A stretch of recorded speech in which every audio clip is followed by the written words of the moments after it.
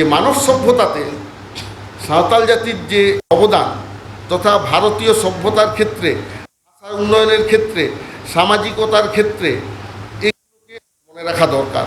সাঁওতাল জাতি অনেক লড়াই করে স্বাধীনতার 56 বছর পরে সাঁওতালি ভাষাকে ভারতের সংবিধানে অন্তর্ভুক্ত করিয়েছিল এবং সেই সাঁওতালি ভাষাতে আজকে ভারতবর্ষে পড়ানো হচ্ছে এবং এই পশ্চিমবঙ্গে 8টি বিশ্ববিদ্যালয় এবং 52টি কলেজে সাঁওতালি ডিগ্রি কোর্স এবং মাস্টার ডিগ্রিতে পড়ানো হচ্ছে এবং শতাধিক স্কুলে পড়ানো চলছে Santali as a medium of instruction. ভারতবর্ষে যেটা হয়ইনি। তো এইরকম একটা জাতিগোষ্ঠীর ভাষা, এইরকম একটা জাতিগোষ্ঠীর ধর্ম, যে জাতির কাছ থেকে আমরা অনেক কিছু জানতে পারি। আপনারা আরেকটু তলিয়ে দেখলে দেখবেন সাঁওতাল জাতির সমাজে বর্পণ প্রথার মতো ঘৃণ্য প্রথা নেই। কেননা সাঁওতাল জাতির এই যে মোড়ল, মাঝি, নায়কে, গোডের জগমাঝি সমাজ পরিচালনা করেন, ইনারা কোনোভাবে এই ডাউরি সিস্টেমকে সমাজে ঢুকতে দেননি। তো সাঁওতাল সমাজের এই যে শিক্ষণীয় বিষয়, এটা অন্যান্য সমাজ গ্রহণ করলে মানব জাতি অন্তত বাঁচবে। নিষ্পাপ মহিলা অকালে তাদের প্রাণ হারাতে হবে না। রামমোহন, বিদ্যাসাগরের মতো মানুষ তো আর জন্মাচ্ছে না। তাহলে বর্পণ প্রথাটা কী করে বন্ধ করা যাবে? তার একটাই solution, let so called advanced society follow the philosophy of Santhal community. তো সেই জন্য এই যে সারি ধর্মের মধ্যে সমস্যা আছে, একটা জন্মালে যে ক্লিনিং যে সিস্টেমগুলো আছে, ছুত ফেরা, মরে মাহা ছেটিয়ে, সে ভারতবর্ষের যে কোনো কোনায় একটা সাঁওতাল শিশু জন্মালে ওরা সেটা করে। তারপরে নামকরণের যে সিস্টেম, একটা শিশু ভূমিষ্ঠ হলে সে তার দাদুর নাম, দিদিমার নাম ওরা পায় সারি ধর্ম অনুযায়ী। তা কেউ যদি খ্রিস্টান ধর্মে পরিবর্তিত হয়ে চলে যান, সে কিন্তু প্রথমে একটা নিষ্পাপ শিশু তার দাদু বা দিদিমার নাম পাওয়ার অধিকার থেকে সে বঞ্চিত হচ্ছে। So this conversion also we are opposing strongly. তো সারি ধর্মের এই যে বিষয়গুলো আছে, সেই কারণে যেন আমরা সারি ধর্মের জন্য পৃথক কোড আমরা দাবি করেছি। আজকে আমরা এখানে সব সমবেত হয়েছি। রাজ্য সরকারকে আমাদের এই মনোভাব জানাতে চাইছি যে সাঁওতাল জাতির ধর্ম, সারি ধর্মের জন্য পৃথক কোড, তার জন্য একটা সর্বদলীয় বিল যেন এই বিধানসভায় পেশ করা হয় এবং সেটা অনুমোদন করে কেন্দ্র সরকারের কাছে যেন পাঠিয়ে দেওয়া হয়। শুধুমাত্র মন্ত্রিসভার সিদ্ধান্ত অনুযায়ী একটা চিঠি পাঠালে তার কোনো গুরুত্ব থাকে না। সেই জন্যে আমরা দাবি করছি সাঁওতাল জাতির ধর্ম, সারি ধর্মকে এক্ষুনি রাজ্যের অন্যতম একটি ধর্ম হিসেবে বিধানসভায় বিল পাস করার মাধ্যমে কেন্দ্র সরকারের কাছে যাতে পাঠিয়ে দেওয়া হয়, এটা আমাদের স্বনির্বন্ধ অনুরোধ। অন্যথায় সাঁওতাল জাতি কিন্তু তারা নিজের রাস্তায় যাবে। কারণ প্রতিবাদ, আমরা সিধু কানুর বংশধর, তিলকা মুর্মুর বংশধর, সাঁওতাল জাতি সংগ্রামের মধ্যে বেঁচে আছে। আজকে অনেকেই বলছেন, যদিও বিষয়টা অপ্রাসঙ্গিক আমি বলছি, দ্রৌপদী মুর্মুকে আজকে রাষ্ট্রপতি পদে করা হয়েছে, সম্ভবত উনি জিতেও আসবেন। কিন্তু একটা সাঁওতাল জাতির মতো যাকে অবজ্ঞা করা হয়, সেই জাতি থেকে একজন কী করে রাষ্ট্রপতি পদের মতো জায়গাতে পৌঁছে যাচ্ছে? এর পেছনে একটা লম্বা ইতিহাস আছে। ভারতবর্ষে ব্রিটিশরা পরেই একমাত্র সাঁওতাল জাতি প্রথম ব্রিটিশের বিরুদ্ধে অস্ত্র ধারণ করেছিল, সেটা তিলকা মুর্মুর হাত দিয়ে 1770 সালে। জানেন 1757 সালে সিরাজের পতনের পর 1765 সালে দেওয়ানি লাভ করে ব্রিটিশ ইস্ট ইন্ডিয়া কোম্পানি এবং তারপরে ওনারা জমির উপরে খাজনা ইম্পোজ করার চেষ্টা করেন এবং যেই জমির উপরে খাজনা ইম্পোজ করার চেষ্টা করছেন তখনই সাঁওতাল জাতির সাথে সংঘর্ষটা লাগে। কারণ সাঁওতালরা কৃষিজীবী মানুষ, সেখান নিয়ে লড়াই, সেটা নিয়ে।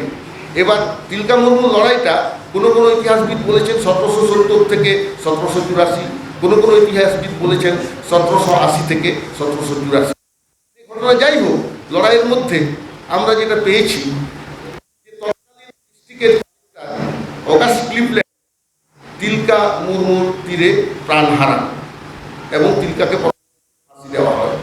এই যে আন্দোলনটা শুরু হলো, তখন ব্রিটিশ দেখলো যে আইন জারি না করে খাজনাটা নেওয়া যাবে না, তাই 1793 সালে চিরস্থায়ী বন্দোবস্ত শুরু হল এবং total nature of ownership of land has been change.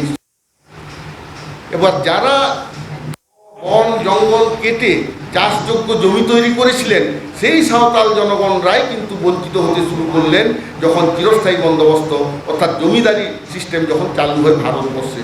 সেই জন্য প্রথম সংগ্রামটা সংগঠিত করেন সাঁওতাল জাতির মানুষ, এবং যেটা সাঁওতাল মহাবিদ্রোহ হিসেবে আমরা জানি 1855 সালের 30শে জুন। সেই মহাসংগ্রামে বিভিন্ন ইতিহাসবিদরা বলেন, কেউ বলেন 30,000, কেউ বলেন 40,000, কেউ বলেন 50,000 সাঁওতাল জনগণ আত্মত্যাগ করেছেন, শহীদ হয়েছেন। এবং জমির ওপরে তাদের অধিকার রক্ষার এই আন্দোলন বিশ্বের ইতিহাসেও বিরল। কার্ল মার্কসের দাস ক্যাপিটালে পর্যন্ত নোটস অন ইন্ডিয়ান হিস্ট্রিতে এই সাঁওতাল বিদ্রোহের কথা উল্লেখ পাওয়া যায়। তাহলে কি বিপুল প্রভাব ছিল সিধু কানুদের লড়াই। এবং সেই সময় উনারা প্রথমে এসেছিলেন এই কলকাতায়, আসতে চেয়েছিলেন সিধু কানুরা বড়লাটের কাছে তাদের দাবি দাওয়া জানাতে, যে কেন তাদের উপর অত্যাচার হচ্ছে, কেন নির্ভূমি পরবাসী হচ্ছিলেন, কেন তারা কৃতদাসের জীবনযাপন করছিলেন, কিন্তু তাদের আসতে দেওয়া হয়নি। মিথ্যা খবর বড়লাটের কাছে দেওয়া হয়। সেই জন্য যে জায়গায় সিধু কানুদের আসার কথা সেখানে আসতে দেওয়া হয়নি, কিন্তু 1983 সালে সেই রাস্তার নাম করা হয় ডাহার। ডাহার মানে রাস্তা। তো সেই সিধু কানু যে লড়াই করেছিলেন তার জন্য আমরা পেয়েছিলাম সাঁওতাল পরগনা জেলা। অ্যাক্ট নাম্বার 37 অফ 1855, যেটা লন্ডন মানে ব্রিটিশ পার্লামেন্টে পাস হয়েছিল, সেই সাঁওতাল পরগনা জেলাটা পাওয়া as a non regulated district. বর্তমান কেন্দ্রীয় সরকার সেই নামগুলো পাল্টে সাঁওতাল নামটাকেই তুলে দিয়েছেন, ওটাকে 6 ভাগে ভাগ করে দিয়েছেন। এটা নিয়েও আন্দোলন আমাদের নিশ্চয়ই হবে। তো সেই বিলটা অ্যাক্ট নাম্বার 37 অফ 1855 পাস হয়েছিল পার্লামেন্টে 22 ডিসেম্বর 1855 সালে। আর ঠিক 22 ডিসেম্বর 2003 সালে ভারতের সংসদে পাস হলো 100 কনস্টিটিউশন অ্যামেন্ডমেন্ট বিল 2003, এবং তার বলে সাঁওতালি 8 শিডিউলে অন্তর্ভুক্ত হয়।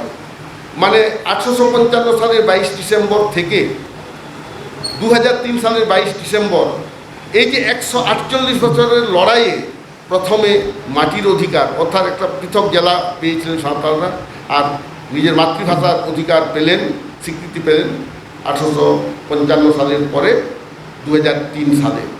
এবং আমরা সাঁওতালরা সিধু কানুর লড়াইয়ের জন্য পেয়েছিলাম ছোটনাগপুর টেনান্সি অ্যাক্ট 1908, যার জন্য tribal land cannot be transfer to non tribals. কিন্তু সেই আইনটাকেও দিনকে দিন মানে ওটাকে দুর্বল করা হয়েছে। ওই আইন প্রণয়ন হওয়ার পর 28 বার সংবিধান সংশোধন করে, আইনটাকে সংশোধন করে ওই মানে transfer of tribal land to transfer non tribals সেটাকে দুর্বল করা হয়েছে। তো এইগুলোতেও আমরা নজর রেখেছি। সেই জন্য আজকে আমরা বলছি যে এমন একটা সাঁওতাল জাতি যারা 1880 থেকেই যদি ধরি বা 1780 বা 1770 থেকেই যদি ধরি, সাঁওতাল জাতির লড়াইয়ের ইতিহাস 250 বছরের। 1770 থেকে ধরলে 252 হয়। ওখান থেকে তিলকা মুর্মু, তারপরে সিধু কানু, তারপরে মাঝি রামদাস টুডু, তারপরে মাঝি রামদাস টুডুর পরে সাধুরামচাঁদ মুর্মু, রঘুনাথ মুর্মু, করে করে লাস্টে আমরা পেলাম সাঁওতালি ভাষার সাংবিধানিক স্বীকৃতি। আজকে আমরা ধর্মীয় স্বীকৃতির জন্য আপনাদের সামনে আমাদের আবেদন রাখছি।